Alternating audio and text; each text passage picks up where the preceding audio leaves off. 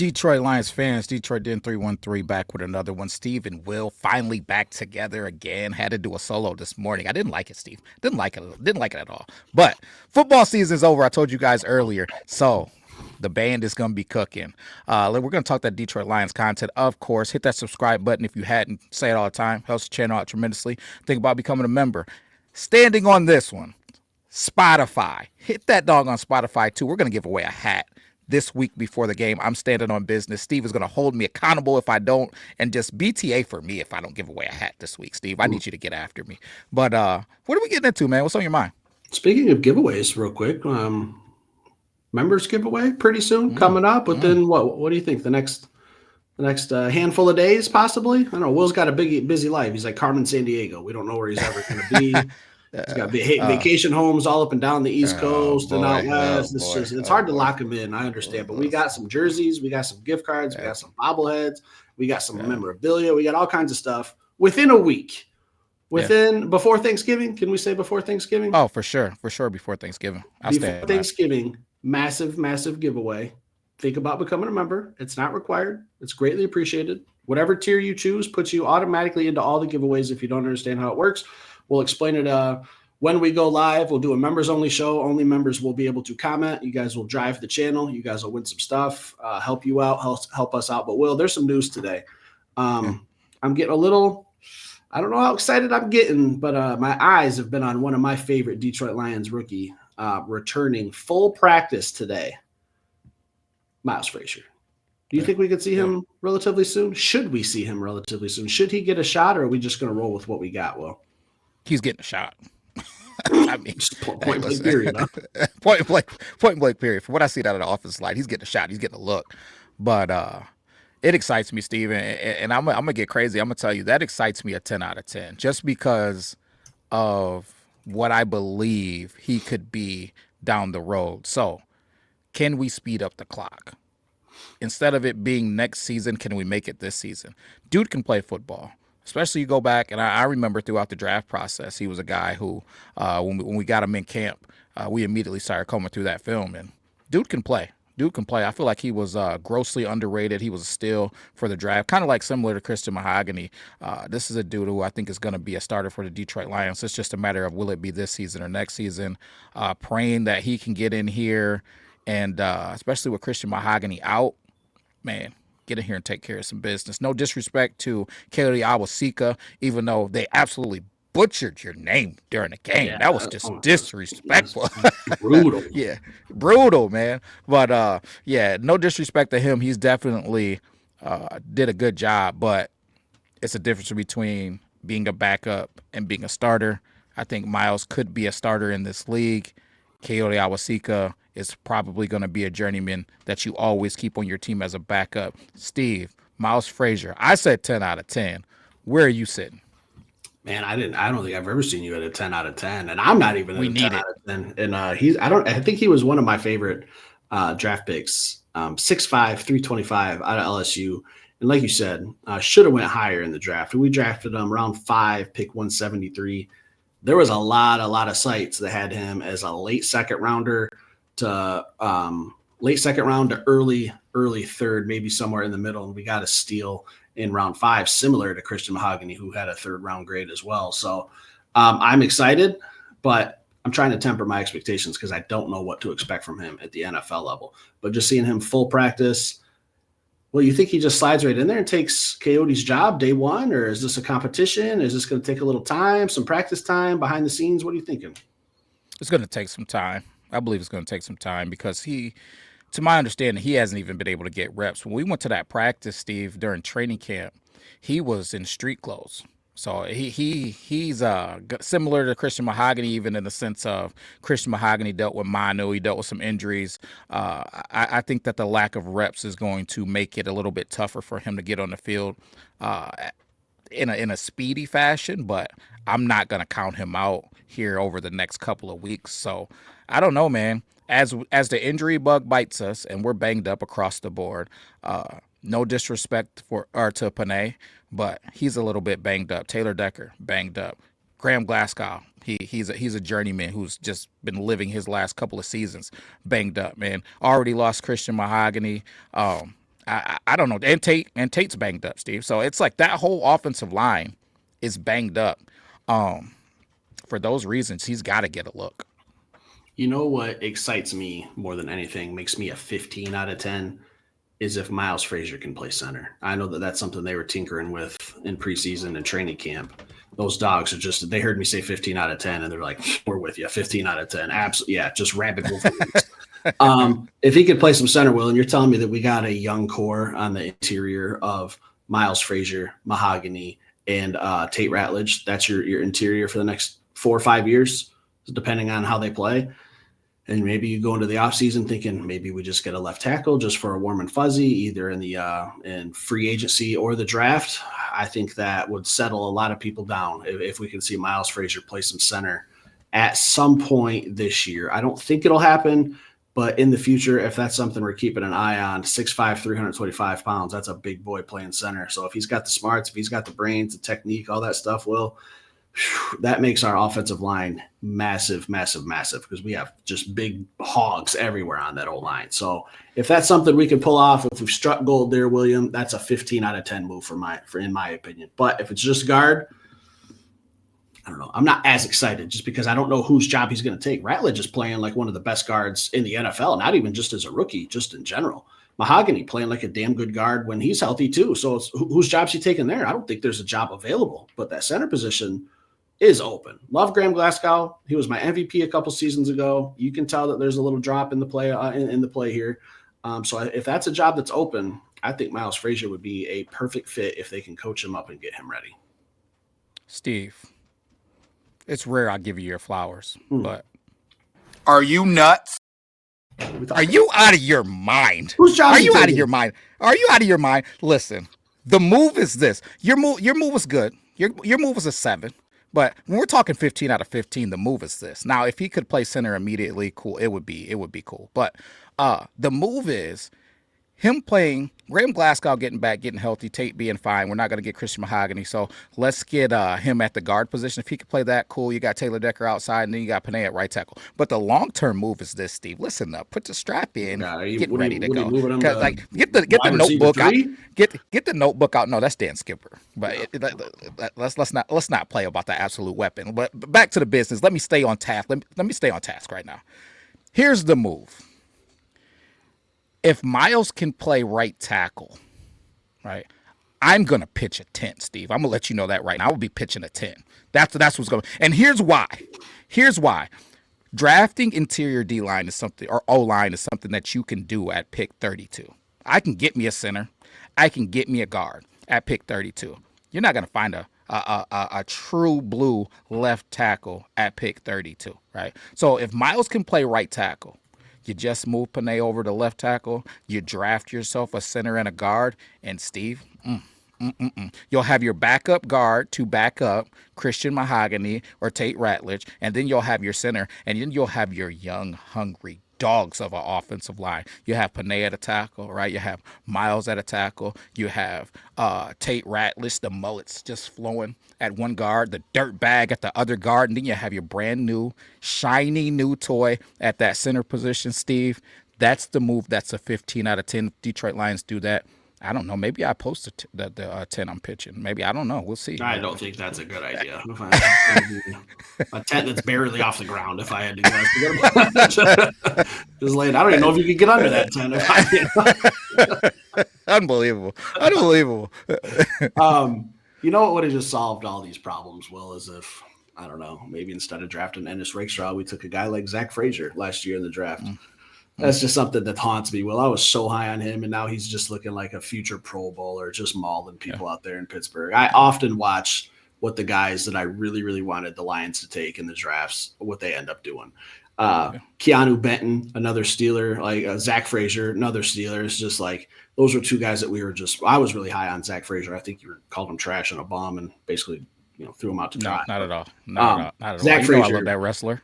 I just think, man, if you just had a guy like Zach Frazier in this lineup at center instead of Ennis Rakestraw, who I'm sorry, I'm just gonna be honest, where's he been on a football field? MIA. Like put up a milk carton, someone get out there looking for him because he's just not getting on the field. And I know it's due to injuries, but It's just another one of those things where Brad Holmes drafts a guy with a little bit of question marks with some injury stuff coming out of college instead of taking, in my opinion, a for sure thing in Zach Frazier. So we could just be avoiding all these talks, and then we could really have a conversation about left tackle, right tackle, because he's got the size. Miles Frazier does, but in college, he was purely interior offensive lineman. So I think that's just a huge, huge switch to go from interior in the SEC to starting right tackle in the NFL with not much experience. He's got the size, 6'5", 325. I believe that's roughly the same size as Penei Sewell. So it's not about size. It's just, can he get the finesse stuff down? Can he get all the footwork, all the hand stuff? Can he get all that down? I don't know. I feel like that's going to take a little bit of time instead of just throwing him in the interior where he's just more comfortable, in my opinion. But I don't know. Well, what else we got tonight? That's it for me, man. The injury bugs, Steve, have been on my mind a little bit, but the biggest thing is this offensive line for me, Steve. Just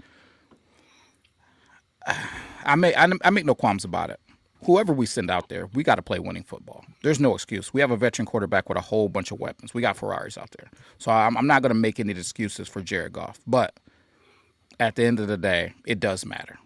We got to try to do what we know we need to do, which is bolster that offensive line. And to me, the easiest way to do it would be through those ranks, man. But does any of these guys coming back from injury excite you, Steve? Is it, people practicing? Just set the table.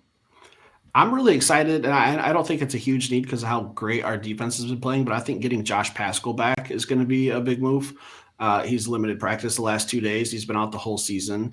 I don't think we need massive amounts of help on defense, but I would love to see Kirby Joseph come back. But I'm thinking they sit him on Sunday against the Giants and give him another week from today to get ready for the Packers on Thanksgiving.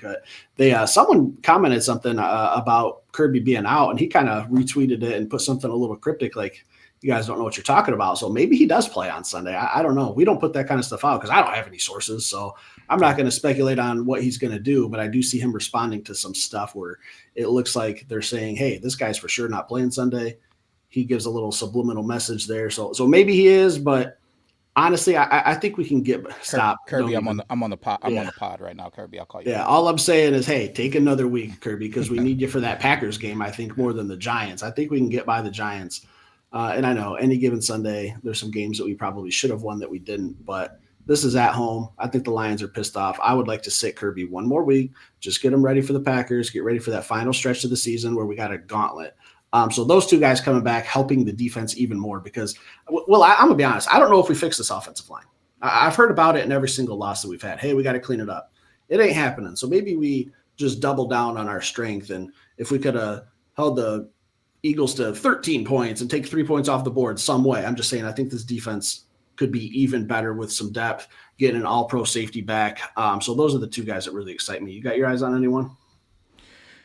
No, Steve, but I do want to talk about this offensive line a little bit more because I got a message on Twitter from somebody who was trying to be polite, and I appreciate it if you end up watching the episode. You don't have to be, but I do appreciate the way that you went about it. He just made mention to, in the podcast, me mentioning the Jared Goff discussions and just talking about, hey, this offensive line being beat up and, maybe just to give him a little bit of grace was basically the theme of what he was trying to talk to me about. And I can appreciate it and respect it, but the bottom line is this. I don't know if people remember, but Geno Smith came to Detroit, Ford Field, looking like a superstar, missing 3 offensive linemen, missing 3 starting offensive linemen. He came to Detroit and looked like a superstar with the Seattle Seahawks. And the list goes on of guys playing with backups out there at the QB position. I know different caliber guys in a sense of athleticism. Geno holds a little bit more athleticism. By a little bit, I mean a lot more athleticism than Jared Goff. But I look at Jared Goff as a way better overall quarterback, right? And to be a better overall quarterback, you got to figure out a way to get it done. I said it earlier, and I'll say it again. There's ways to get these D linemen hands down so you can get the quick game off, right? And there's things that QBs can do. Tom Brady, Peyton Manning, being 2 of them that step out or stand out in my brain. There's ways to buy time without being a crazy athlete. I think Tom Brady is still running his 40-yard dash. He wasn't that most athletic person in the world. Like, what are we talking about? He had to get a sundial out to try to time him.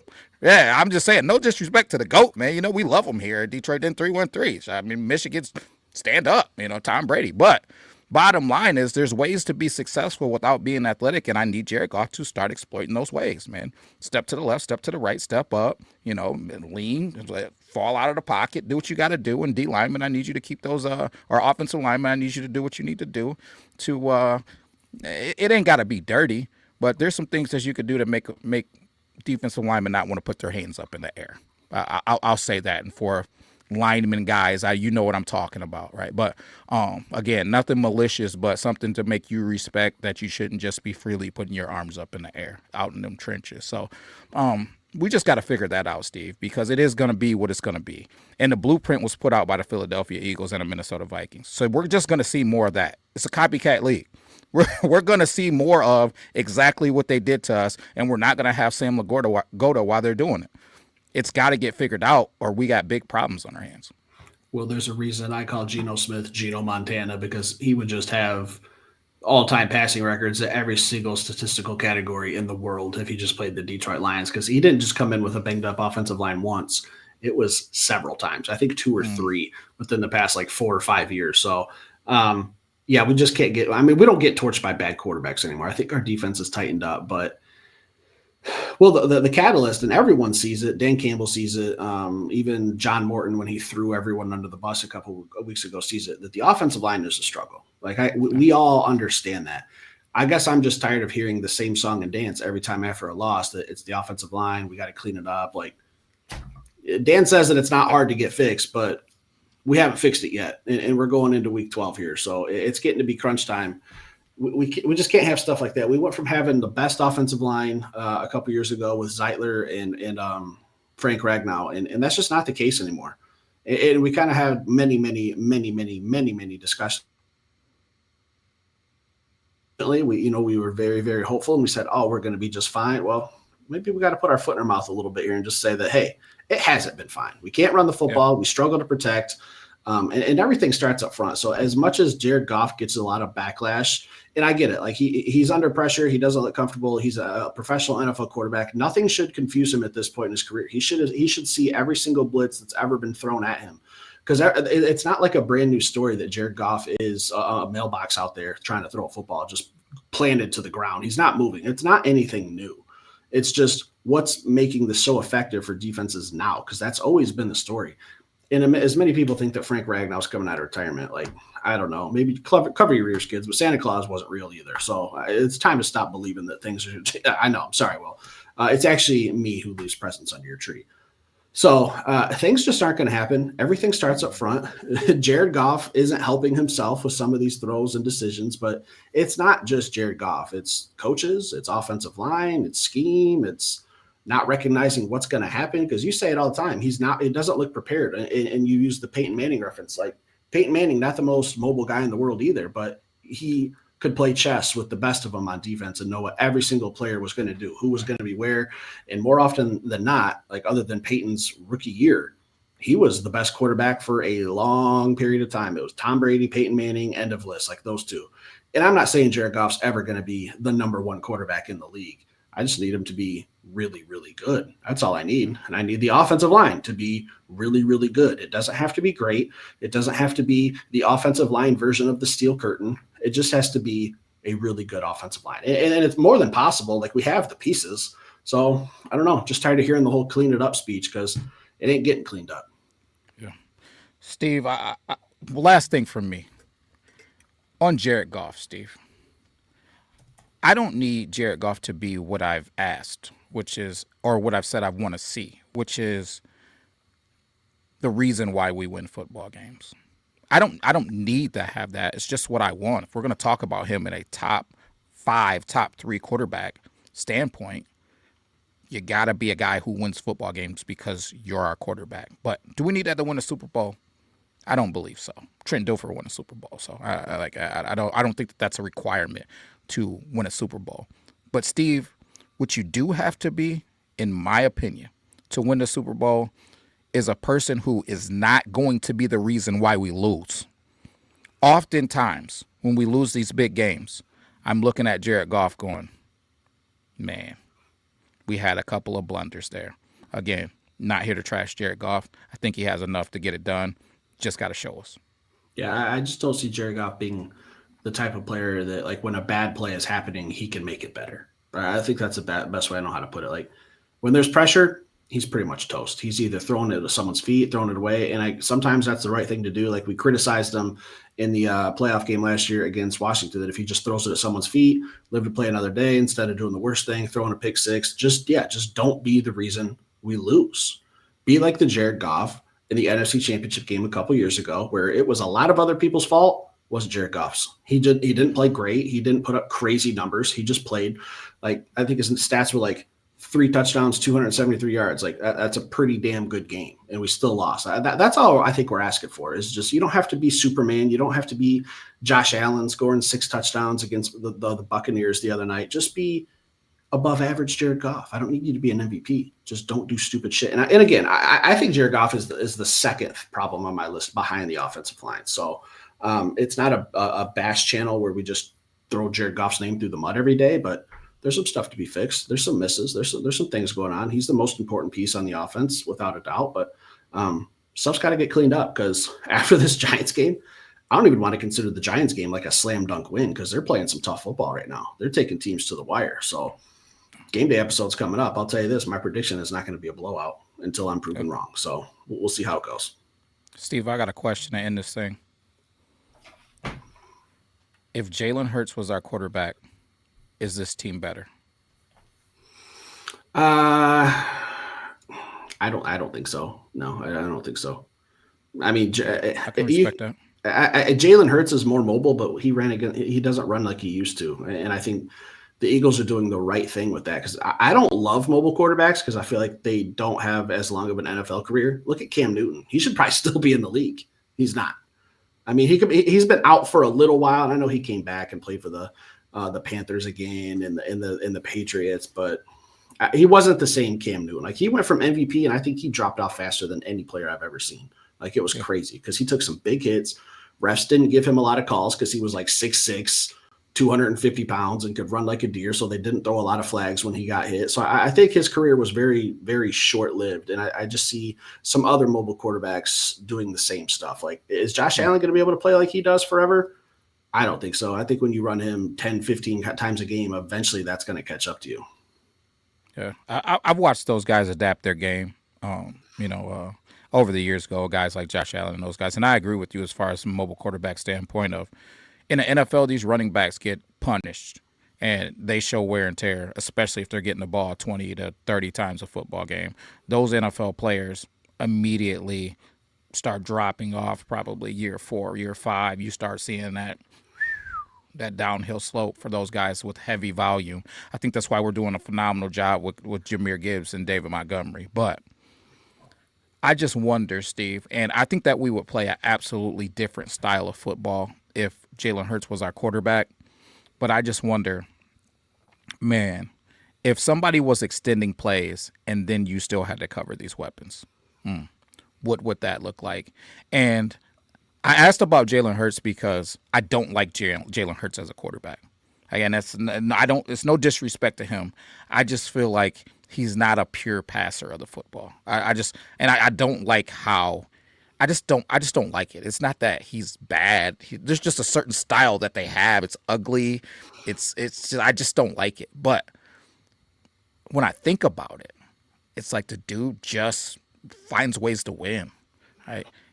He's not dropping back and going through the progression like a pure quarterback, but he shakes a guy free. He was just absolutely undressing Aiden Hutchinson when the Philadelphia Eagles was in Detroit a couple years ago. Like, Aiden, he was just spinning off and giving Aiden a little inside juke move and bouncing outside. He was just having his way. And I just think about, man, Jahmyr Gibbs in the pass game on an extended play. J-Mo in the pass game on an extended play. St. Brown, pass game, extended play. All right. Lagoda, extended play. Tesla, 50-50 ball on an extended play. Man, what would this offense look like with somebody back there could extend plays? It's just interesting. It was just something that stood out in my mind because I don't know. I don't know that it has to be somebody great with all of these weapons. We got Ferraris literally everywhere. Jared, get it done, man. I think when I'm looking at quarterbacks coming out in the draft, the very first thing I have to see is how does he pass the football in a pure pocket. That's like where I have to build. Like, can you do that? That's your job as a quarterback. Just distribute the football, get it to your playmakers, make good reads, all that stuff. And if you can be deadly within 20 yards, where most NFL plays take place is on passing plays within 20 yards, fantastic. If you can build on that and go deadly from or be really, really good 40 yards deep, fantastic. After that, that's when I start thinking, is this guy mobile? Can he do the stuff on the run? But for me, it all starts with a pure pocket passer, 20 yards, 40 yards. How's he do? That's why I didn't like Anthony Richardson. Gave him a cannon of an arm. Can't throw a ball 5 feet in front of him, though. It's just it was a problem in college. If I could take Anthony Richardson's athleticism with everything else, Jared Goff, he'd be the best quarterback in the world.